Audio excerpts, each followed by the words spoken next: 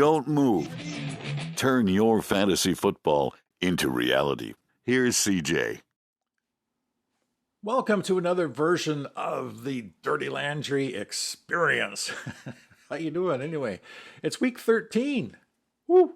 Tonight, first game of the week 13 experience, and it's going to be a wild one.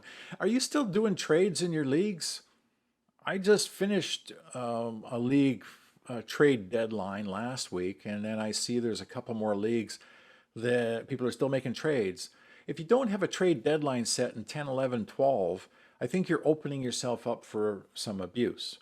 But regardless of that, that's another show. We can talk about that again. You know my opinion on that. But my league, the one I just finished, I'm sitting in third place. I'm 8-4. I'm tied for second place, but on points differential, I'm sitting third. So right now, I don't have a bye in the playoffs. But to me, it doesn't matter. I don't care. I just enjoy playing every week. And if I make the top two, it just gives me an easier way to get to the money.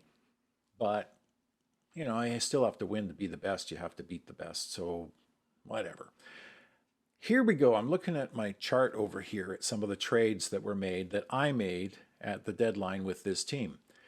This team here didn't have a lot of draft picks next year. It was kind of all in. And it is a good team, but it's not quite good enough to beat the top guy. So what do? I've already made the playoffs. I'm not trying to tank, and I'm trying to rebuild, and I'm still trying to win, and I'm still trying to win the league championship. But I've got some older guys. I've got Kamara, I've got Ekeler, and I've got Diggs. So I poked around a little bit, talked to the other owners in the league, and I found a buyer for Diggs and a buyer for Ekeler. So why would I trade those? Because of the return. That's the reason. For Diggs, who is cresting, I think, and probably changing teams next year, I'm just not really confident and happy as I was with him previously. So I traded him to a guy who's going to be on the B-side playoffs, and I'll tell you why in a second, for Demario Douglas and a first-round draft pick. Now, the first-round draft pick is going to be about 7th overall, so that's going to help me replace either a running back or a wide receiver.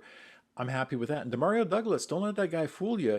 He's averaging in PPR 11 points a week over the last 5, despite some rather horrific quarterback play with the Patriots. So I think I got a good young wide receiver and a nice draft pick, which I can replace a need like tight end or something on my team.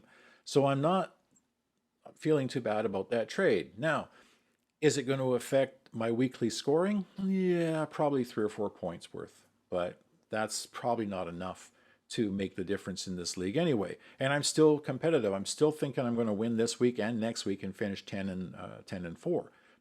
That's my goal anyway. And to win the league championship is still my goal. Why would I trade Ekeler then? Well, the reason is because I've got Kamara and Ekeler, and I wanted to trade one. So for Ekeler, I got a 2nd-round pick, a 3rd-round pick, Jerry Jeudy, and that Wicks, the young wide receiver from Green Bay. So for Diggs and Ekeler, I got a 1st-round pick, a 2nd-round pick, a 3rd-round pick, Jerry Jeudy, Wicks, and Douglas. So it makes my team younger and better. And here's the thing. This week, I'm starting 6 running backs. It's just the way it worked out. I've got Kamara, I've got Stevenson, I've got Brian Robinson who's been playing well lately. I got to refer to the list here. There's so many of them.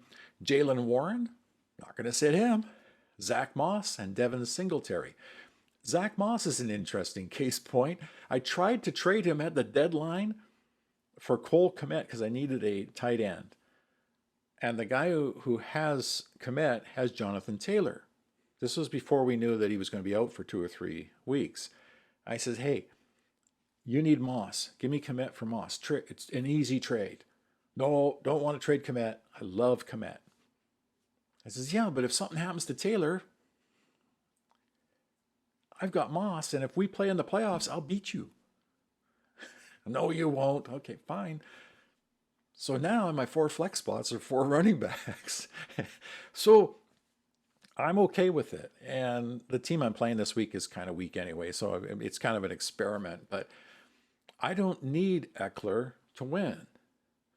And besides, I traded him before he played last week. He only got 9.5 points.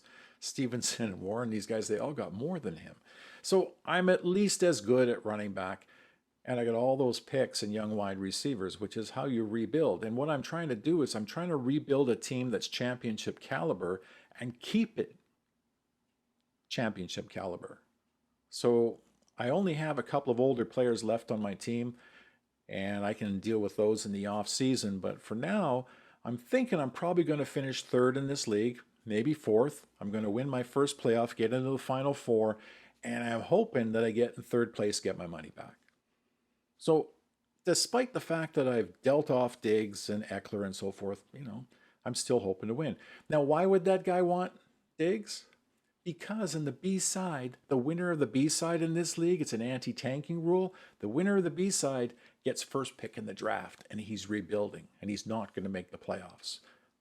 So find a partner, find a reason why the guy wants your player, and it kind of makes it easy. Hey, enjoy the week. Hopefully your trade deadline is done now, but if not, we'll probably talk about it again. I'm CJ. Please like, subscribe. This is a wonderful experience. Fantasy football. Don't you love it? See you soon.